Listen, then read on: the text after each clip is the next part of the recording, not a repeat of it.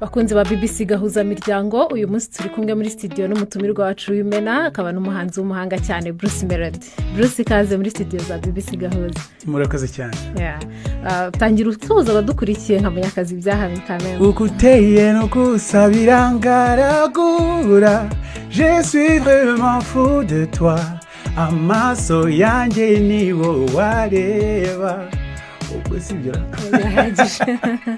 Uri muri Zunduku Nairobi uyu mujyi wabonye urashyushye akazuba ni kenshi traffic ibibazo aho ni mu rugendo ariko ahandi ibintu ni byiza cyane rwose. Niki kikugenza muri Kenya?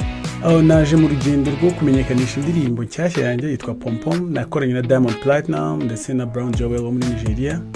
Urebye nibyo biri kungenza. Uretse ko amamazi iyo ndirimbo se hari imishinga ufitanye n'abanyakenya? Cyane bafitanye imishinga n'abanyakenya batandukanye abahanzi ndetse n'ibigo bicuruza umuziki hano. Ubwo nabyo mbikoreramo nyine bikagenda bihura. Uyu mwaka ufite ibitaramo bizazenguruka u Rwanda uri gufatanya na DBN. Tubwira uko ibyo bitaramo no gukorana na DBN biteye. Ni ibitaramo bizenguruka igihugu cy'u Rwanda mu rwego rwo gutanga ibyishimo ku bakunzi bacu ndetse no gushyushya imijyi itandukanye y'igihugu. Ubwo rero nabwira abantu bari kutwumva abari mu Rwanda hari n'abandi bifuza kutureba turirimba ari ngiye ari DBN nk'uko twabikoze n'ubundi ku itariki ya mbere kwitegura. Yes. Okay. Gusezera abakunzi bawe kuri BBC rero twebwe umuntu adusuye ugakora n'ibyo dukora ugiye kudusomera nk'umunyamakuru mu gihe gito ugiye kudusomera inkuru ikurikiye. Yes twagiye. Abarundi barenga ibihumbi 7 babuze reka nongere ntaye. Abarundi barenga ibihumbi 7 bahoze ari impunzi muri Tanzania barahungutse kuva uyu mwaka watangira. Ibi bibaye nyuma y'igihe impunzi z'abarundi bari mu nkambi za Tanzania zitaka ko zasenyewe amazu. Twavugishije umuyobozi mukuru ushinzwe itahuka ry'impunzi mu Burundi tumubaza umubare w'abamaze kuhagera. Hello bantu banjye kanizere ko rero mumeze fresh sana. Hanyuma uyu munsi narimba gendanye kabisa nabahaye amakuru aba agezweho right. Hanyuma nk'ibisanzwe iyi ni Tembera Culture Vibes niho umenyera amakuru yose y'imyidagaduro.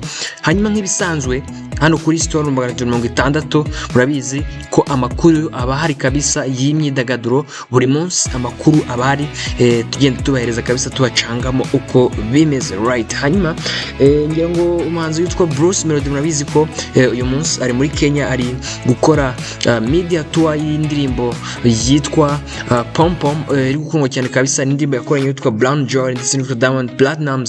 Hanyuma n'indirimbo ikomeje gukundwa. Hanyuma ku munsi w'ejo ari kuri Kiss FM yo muri Kenya. Hanyuma kandi uyu munsi agiye ku ma radio agiye atandukanye. Yagiye kuri BBC gahuza miryango kabisa ikora muri Kenya naho yarabaye cyane uyu munsi ibintu bimeze fresh sana. Hanyuma kandi ngira ngo uyu munsi yagiye no kuri